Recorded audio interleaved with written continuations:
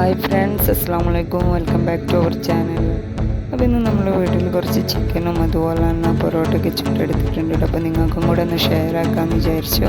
അപ്പോൾ ഇതുപോലെ വലിയ പീസസ് ആയിട്ടാണ് നമ്മൾ ചിക്കൻ എടുത്തിട്ടുള്ളത്. ഇത് നന്നായിട്ടൊന്ന് വാഷ് ചെയ്യുക. എന്നിട്ട് ഓരോ പീസസ് എടുത്തിട്ട് ഇതുപോലെ തന്നെ നൈഫ് വെച്ചിട്ട് നന്നായിട്ടൊന്ന് വരഞ്ഞു കൊടുക്കുക. അപ്പോഴാണ് നമ്മളിടുന്ന മസാലയൊക്കെ അതിൽ നന്നായിട്ട് അബ്സോർബ് ആയി കിട്ടിക്കൊള്ളൂ കേട്ടോ. അപ്പോൾ നമുക്ക് മസാല ഉണ്ടാക്കാനായിട്ട് ആവശ്യമുള്ള സാധനങ്ങളാണ് ഇതൊക്കെ.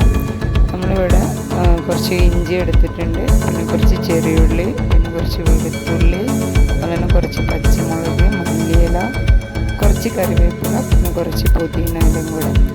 എന്നിട്ട് ഒരു മിക്സിയുടെ ജാർ എടുത്തിട്ട് അതിലോട്ടെല്ലാം കൂടെ എടുത്തിട്ട് നന്നായിട്ടൊന്ന് ബ്ലെൻഡ് ചെയ്തെടുക്കാൻ വേണ്ടിയിട്ടാണ്. അപ്പോൾ ഇത് നല്ലൊരു പേസ്റ്റ് രൂപത്തിലാക്കി നമ്മൾ എടുക്കണം, നല്ല ഫൈനായിട്ട് തന്നെ കണ്ടിട്ട്.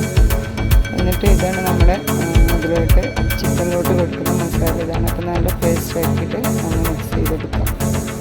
അപ്പോൾ നിങ്ങളോടൊന്നും പറയുന്ന പോലെ തന്നെ നിങ്ങൾ നമ്മുടെ ചാനൽ ഫസ്റ്റ് ആയിട്ടാണ് കാണുന്നുണ്ടെങ്കിൽ മറക്കാതെ ഒന്ന് സബ്സ്ക്രൈബ് ചെയ്യണം. കുഞ്ഞു ബെല്ലൈക്കണും കൂടെ ഒന്ന് എനേബിൾ ചെയ്ത് വെക്കുക.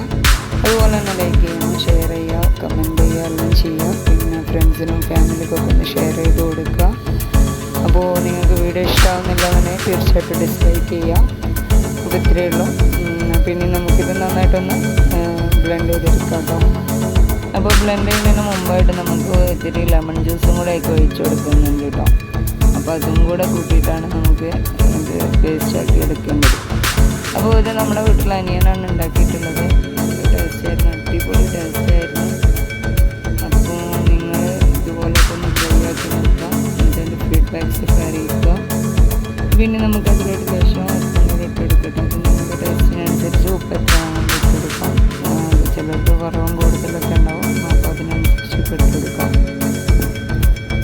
അപ്പോൾ നമുക്കിത് നല്ലൊരു പേസ്റ്റായിട്ട് കിട്ടിയിട്ടുണ്ട്. ഇത് കൺസിസ്റ്റൻസിലാക്കി എടുക്കാം. നമുക്കതിലോട്ട് കുറച്ച് ഗരം മസാല ഇട്ട് കൊടുക്കാം.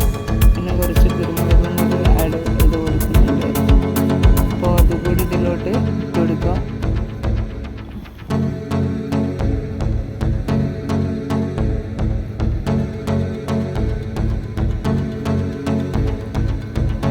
പിന്നെ നമ്മൾ കുരുമുളക് പൊടി ഇടുമ്പോൾ അത്യാവശ്യത്തിന് ഉണ്ടാകുന്നുണ്ടോ, അതായത് നല്ലൊരു ഫ്ലേവർ കിട്ടാം. എന്നിട്ട് നന്നായിട്ട് മിക്സ് ചെയ്യുക. എന്നിട്ട് നമ്മൾ എടുത്ത് വെച്ചിട്ടുള്ള ചിക്കൻ്റെ ഓരോ പീസസായിട്ട് നല്ലൊന്ന് മസാല തേച്ച് പിടിപ്പിക്കുക. എന്നിട്ടിത് നമുക്കൊരു